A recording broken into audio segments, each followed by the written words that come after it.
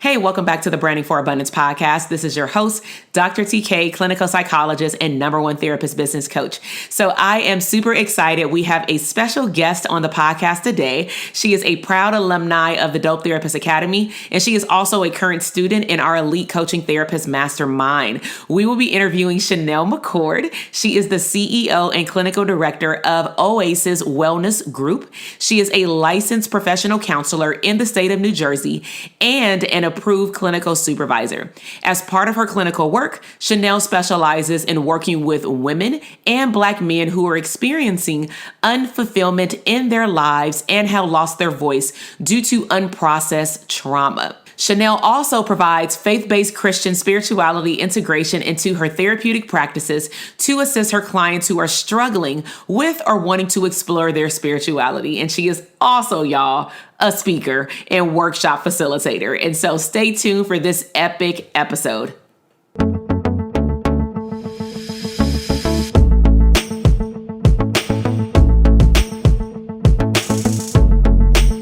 All right, welcome everybody to the Branding for Abundance podcast. This is your host, Dr. TK, clinical psychologist and #1 therapist business coach. So we are continuing doing some awesome interviews, and I wanted to introduce yet again another epic mental health provider.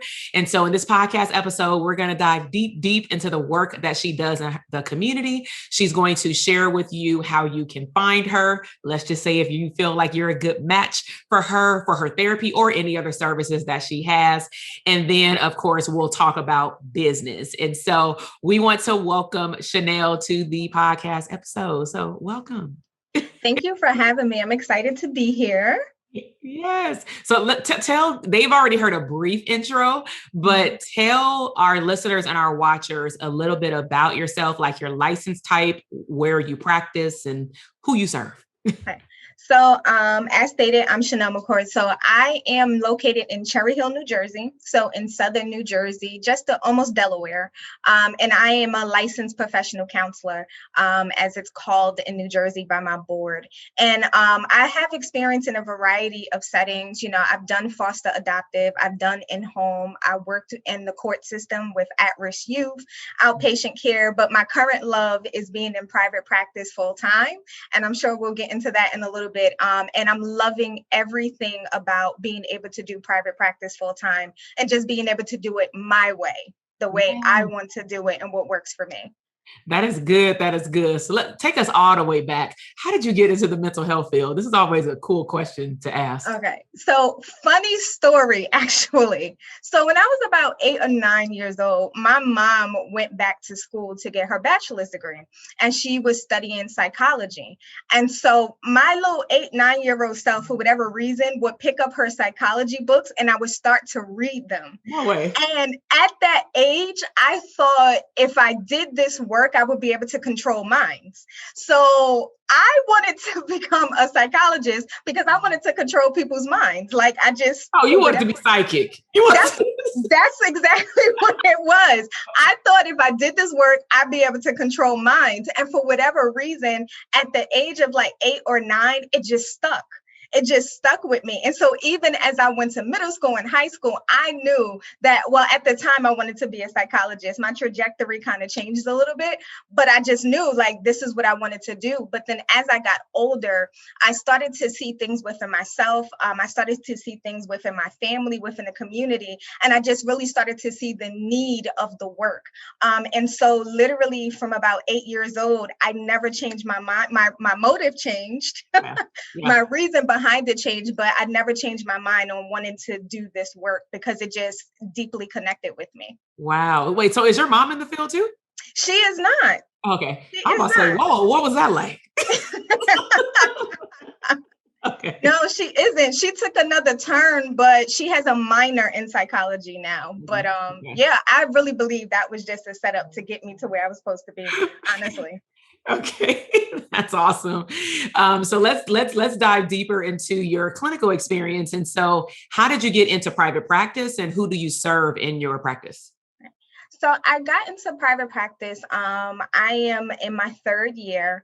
And kind of how I got here was just that I've worked in so many different settings, and I was not happy with the outcome of a lot of things that was happening. Like, I didn't like the treatment modalities that were being used. A lot of times it was very ineffective and everybody knew it, but nobody was willing to change it. And because you're working for agencies, there's so much red tape and all of that. And I just really had this strong desire that with my particular clients, I would always connect with them on a different level. And so I always knew that I had to go a different route in order to do the work that was in my heart to do, and really to connect with clients in a way that I wanted to do it. So that led me to private practice. And who I serve, I have to say this: they found me. I didn't find them. And mainly who I serve is women, but mainly Black women who are experiencing unfulfillment in their lives and having lost their voice due to trauma, and also struggles of spirituality. That is 95% of my caseload of the people that I serve.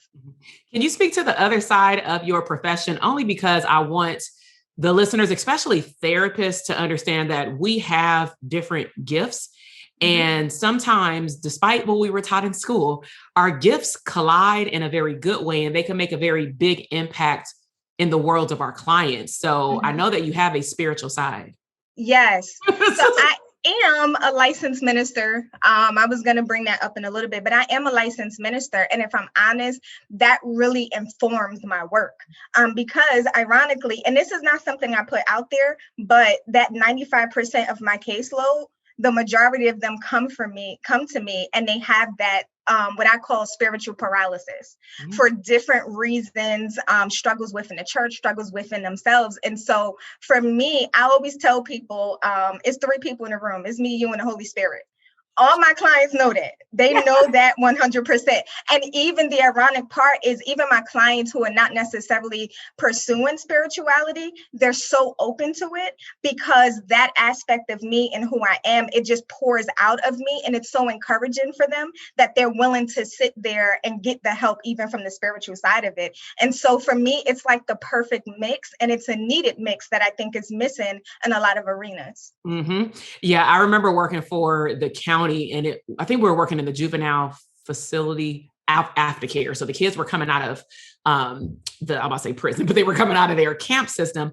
And it was really interesting because it wasn't until I actually started working in the facilities that I saw that bringing up spirituality in terms of what are the client's strengths. And if they opened the door up to say spirituality, then I would take it. I wouldn't pour, we can't pour on our own spiritual thoughts, but it just became just a topic. And it was very interesting because that was something that our very seasoned professors told us that we were not allowed to talk about. Exactly. And then all of a sudden, the county starts making us go to a one whole day event of spirituality and mental health. And it became such a big thing. And I remember the girl I used to carpool with, she was not atheist or anything. She was just like, I don't know yet, like what I believe in. Right. But what was interesting was her mind opened up as a therapist working with these kids, because she said, I always thought that when, like, even you mentioned spirituality, I think they mix up religion, like religious and spirituality. Right. And they think that we're going to just verbally vomit on them the Bible or something. Exactly. Exactly. And so I love that the training opened up my friends' eyes to see you can use spirituality to pull people out of their darkest area, but let them talk about their spirituality. It doesn't mean we share ours, even though they can clearly see it, Right. Absolutely. So I'm glad that you brought that up, because that also is a very underserved population in terms of the church context with bringing in new views, Right. Exactly. All right. So let's dive a little deeper. You talked a little bit about the population that you serve. How do you get your clients? Well, let me ask, what does your therapy process look like? Like, if I were a new client seeking services, how would I find you? And how would I start therapy? Right. My process, definitely, we have the normal consultation process. When clients come, I always try to connect personally with my clients. I do have an admin that takes some of those calls, but I always go back and make sure there's a personal connection. The clients I've learned that I do the best with, and we do the best work and I see breakthrough with, are the clients who I've talked to and we've had that 15-20 minutes to connect, make sure that we're on the same mind frame, we're on the same wavelength, and I usually see them have the best results. And so that's definitely, a major part of my process. And once we jump in, we look at intakes, but I'm big on strengths. And you mentioned that. And that's why spirituality is so important to me, because I think that that's where a lot of people draw their strength from. And so that is the thing that I work on, the beginning process when we're getting all of the information and the biopsychosocial and all of that. I focused on, what are you good at? How have you overcome things in the past? What has worked for you? Because I really believe in leveraging that. I think if we only focus on everything that's going wrong, it really builds a sense of hopelessness. And so one thing I do with my clients all the time, I start off session, they already know, like, all right, what good happened this week? How are you mindful this week? I think that's so important. And sometimes they hate it. They're just like, oh, nothing. And I'm like, well, we're going to sit here for the rest of the session until you figure out what good happened this week. I love that. I'm not going to just jump into everything that went wrong, because that's not going to give you a sense of motivation that I can do it, And so that is a major focus with the clients, very strengths based. Let's figure out how we can leverage it. You overcame it last time by doing this. How can you use that same thing to overcome it next time? And usually I see good results with my clients from that. I would even add to that quicker results. Not that whoever's listening, if they want to seek therapy, that we're promising or guaranteeing a faster process. However, you do speak to something in terms of the perspective of therapy still has a long way to go, because even though more people, considering what happened in 2020, are more open to paying attention to what's quote unquote, they use the word wrong with them or their situation. When they come, they're also looking to, even if it's online, to like sit in the chair, lay on their couch and only focus on what has not happened right in their life. And I think it's very important because we have two different listeners. We have therapists and then we have just people, you know what I'm saying? Right. And for therapists who are listening, whether you're in grad school, getting your license hours or your license, it's really important that, and Janelle, you hit it right on point. You got to find your own style, because you said that in the beginning. You have to find your own path. And I think that one good thing all of us should be doing is strength-based therapy, interjecting it into what you already do. Right. Because it feels like, I remember one client walked in my office, and I share this with the community when we do our CE workshops, because I threw her off guard. She came in and she started talking to me before I even closed the door. And I'm like, no, we're not going to keep doing this. And so I told her, I know it's therapy. Why don't you tell me something that went right? Just give me one thing that went right the last time you came into the session. And she couldn't even sit down. She was like, wait, what? And I said, I need you to tell me something good, because you stopped them in their tracks. They're not used to that. Right. And that's the first thing right there. Awareness. Right. So, and I think that's the difference between therapy and event session. Yes. And therapy ain't no vent session. I mean, you can vent in the session, but therapists need to have a strategic strategy. Right. And what you just spoke to, I think that a lot of people overlook because it looks too simple. Right. But the most simplest strategies are the biggest breakthroughs. Exactly. For the client. Okay. So have you always just worked with adults, or do you work with different age groups as well? So ironically, all of my background experience was in children. And if I can say this, I hated working with adults. I hated working with adults. I had a couple of adult clients and like community mental health when I worked in it, and I hated it. And I said I never would. When I started my practice, I had my first adult client and I never looked back from there. Now, ironically, I don't want to work with children. And I don't know if maybe I feel like I served my time with that population, but like my biggest passions now is seeing adults heal.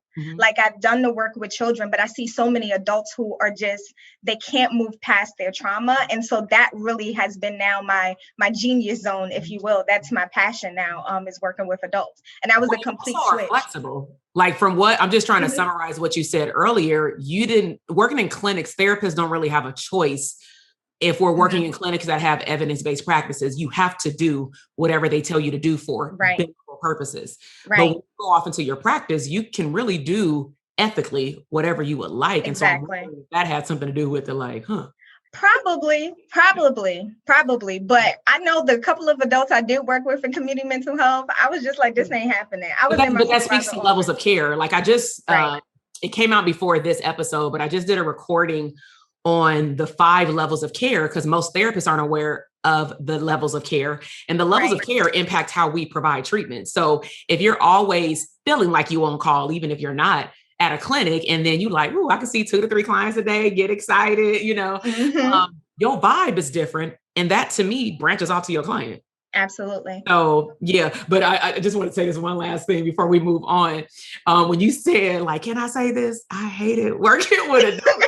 And then you said you like working with children. I've noticed a trend with a lot of therapists that I talk to in our community or on like an interview is that the population with people who've served children first, it's very interesting that we end up serving adults.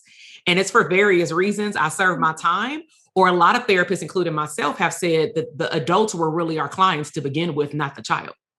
The child was a secondary client, and by default, the adult didn't want to work on themselves, which is why some of us didn't want to work with the adults. This is true. Exactly. So, that's it. Parents, listen up, okay? Who is the real identified patient? Right. All right. So let's transition, because I know that you had made, when you first joined, well, let me tell everybody, you had joined our Dope Therapist Academy community, and you had made like a huge announcement in the beginning in terms of your transition from working at a place to working on your own. So can you tell therapists who are listening what it was like and what was the transition? Right. So, after I took the Dope Therapist Academy, I was done. Like, I guess the passion was built up. And so I made the decision. I talked with my husband and took that leap and transitioned out of working for anybody else ever again and started working for myself full time. And I will never look back. I will never look back. I don't miss it at all. The time that I have gained, it was the best decision that I ever made. And, one of the things that you were big on teaching us, my issue was my mindset. Like, that was my biggest issue that I had. Like, my practice was set up. I was already making enough money, as you taught us, to actually leave my job. But, we make excuses as to why we can't. Right. And so when I really looked at the numbers, I'm like, so your 8 hours a day literally is one client. Like, what are you doing? Listen, say that again. Leaving money on the table. 8 hours a day was one client. And I'm like, literally, if I add about 5 or 6 more clients to my caseload now, I'm literally replacing my income easy. You know what I'm saying? Not to mention what more that I can do. So taking that leap and transitioning out of my job, was it scary? Yes. But I think for me, that's why DTA was so important, because I needed a mindset shift. And when my mindset shifted, I remember that night, it was a Sunday. I sat down, I wrote up my letter, and I just submitted it. And I was like, done.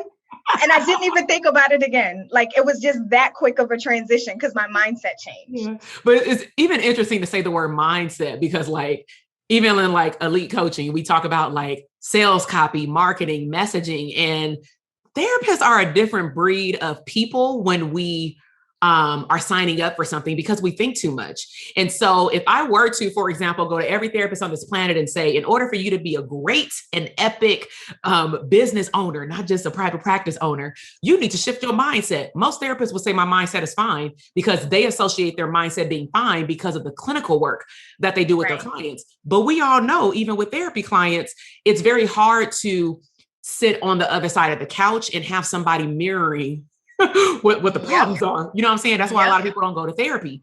And this is why I believe some people don't sign up to get help with their business. And so how did you find the academy?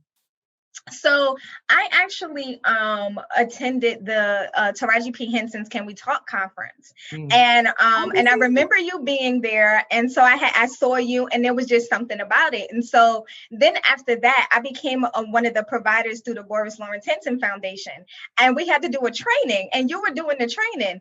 And when you did this training, and it was like all basic stuff, I was sitting there like, yo, I have to get to know her. I don't know how. And so like, I just felt this connection.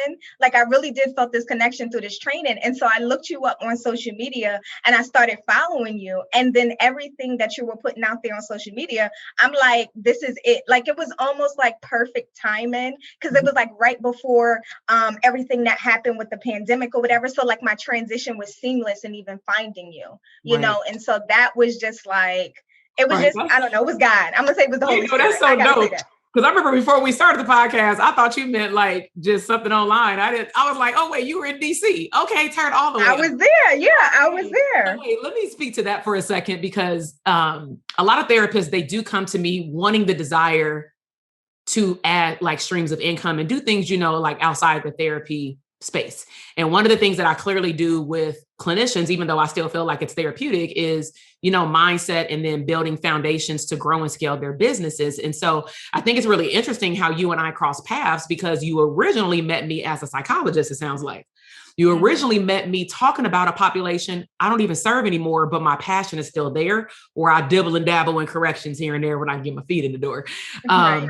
But to go from a live event of me being a psychologist to me hosting a workshop still as a psychologist. And then when you go on my Instagram, it's like mixed psychologist, but using my psychologist name to then teach other therapists what I do. I just wanted to highlight that for therapists who are listening, because don't assume that, and this is for clients too, don't assume based off of someone's degree or their title that that's their only gift. Because as you even mentioned, you clearly have done a lot of work on the spirituality side, and that can be its own leg to your business. It is, right then and there. And then of course you can mix the two. So I did want to highlight that. And so what was your experience in DTA? Because like the Boris L. Hinton Foundation, which I'll put a link in the bio for clients who are also seeking services who are not your ideal client, because we only want you to fill your caseload with your ideal clients. And so they may not be in your state. And so we'll make sure to put that information in the notes. But what was it like for the community aspect of like our programs when you came on? Right. Yeah, I think I said this before. It was a different kind of therapist community. I'm a part of a lot, like I've joined a lot of Facebook groups, and my word on it is that DTA was such a no shade zone. Like it was genuine support. Like genuine support of other therapists wanting to see therapists win. And even, when we do like our weekly, what are your wins for the week? Just seeing how people were interacting, like, yes, girl, you better go ahead. Like that was different because like a lot of these other groups, one, don't allow that. They don't allow that kind of interaction and feedback because a lot of the other groups are really just about selling. Yes. If that makes sense. You created a community of support. And so that was amazing to me, just to sit back and watch therapists really genuinely wanting to. Since then, my network of therapists I actually interact with have grown, of just knowing people. But that made a difference. Sometimes being a therapist, especially in private practice, is lonely. Yeah. You're by yourself. You don't have nobody to eat lunch with necessarily or whatever. So to have other people who are in the same boat, who are striving towards the same goals and who understand this work specifically, which is why I love the fact that you targeted therapists, because a lot of other groups as well, it's anybody getting where you fit in, but being able to look at it specifically from my point of view made the world of difference. Nice. No, that just made my heart melt, because I literally just posted something on social media at the time of this recording for those of you, because we recorded it earlier than when it publishes. And so I literally posted this morning on social media a post saying, I love the work that I do. I love the content that I put out, but I'm not going to lie. I was scared as heck to niche down to only serve therapists. Why? Because I know that my numbers are going to look tremendously different than someone who serves all women. You know what I'm saying? I don't just serve women or men. I serve both. It's just more therapists or women. And then also I serve mental health therapists, not service providers. And so I really niched it down where we have no choice, which is what I love, to have an intimate community. And I know exactly what you're referencing regarding these online communities, because we can post something super positive as a quote. I remember I did that. And 99.9% of the feedback was like, I'm with you, sis. And then it was, some trolls that were like, nah, I got to get my money, sis. I think it was something around like, follow your passion, money will follow. And it was Right. a few people in there. And I'm like, see, that's the mindset shift you need right there. Boom, sign up. Exactly. You know what I'm saying? So this is crazy. So share some big wins that you've experienced in your practice, especially going full time, because some therapists are still not with that transition. Mm-hmm. Well, one, I left my job. So that's the biggest win, right? I did it. And my husband was in agreement. That's a win. The other thing is that literally when I made that decision and I left my job, there was a certain number that I was aiming to hit monthly. Like, and from a spiritual standpoint, having to bring that, I started tithing, according, and all of that, right?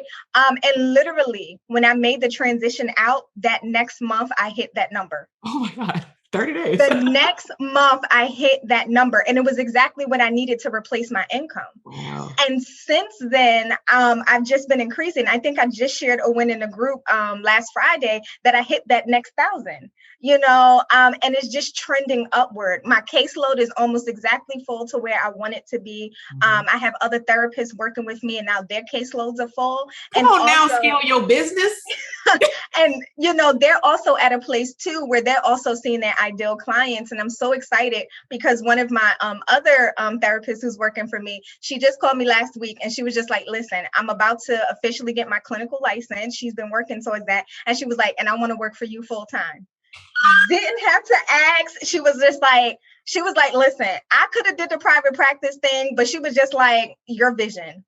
The vision that I was able to set, she was like, I just want to work for you full time. She was just like, so as soon as I get that license, fill me up, sis. And I was just like, listen. So that was a huge win for me. Hitting my money goals. But again, I have to keep saying it, mindset. Every week when I do my assignments or when we have another masterclass, it really opens my mind up and it pushes me. And I think sometimes, like you said, as therapists, we overthink a lot. And I think sometimes in our overthinking, we think that we're good. And you have your way about, putting that fire under us and putting that boot where it needs to go and letting us know, like, no, you can have more. Because I was content where I was. If I'm honest, I probably would have been working full time and still doing my practice on the side. I was content where I was. I'm no longer content. I'm not content. I love that. For this episode, I'm no longer content. I'm no longer content. And that's just the truth. And so I just see so much more. I'm not stuck, where I was, but I just see so much more and so much more I can be doing. And biggest win is I got my time back. Yes. Hello. Because that's something that is not tangible, but we feel it on the tangible side. Okay? Exactly. Yes. No, one of the things that you said that always resonated with me is I remember one time you referencing the big win is not the money. The big win is getting your time back. And I literally got my time back and I'm still making the money. So I'm just like, that's a win-win. Yeah. So let me just give a business educational piece to therapists that are listening, because sometimes we talk about these programs interchangeably. So Chanel is talking about two different levels in her business. And so the first level, I call it the undergraduate of therapist business, which is the Dope Therapist Academy. That is, therapists need help with either restructuring the business they already have because it's not profitable. It's not profitable for you to predict your yearly income so that you can leave your job if you want to. We don't make people leave their jobs, but 2 out of 4 do. You know what I'm saying? But that's the undergraduate. And then to me, that is required in order for you to scale your business. And so what it sounds like what happened is you had to go in there and redo some things, which a lot of it was your mindset for your private practice to leave your job.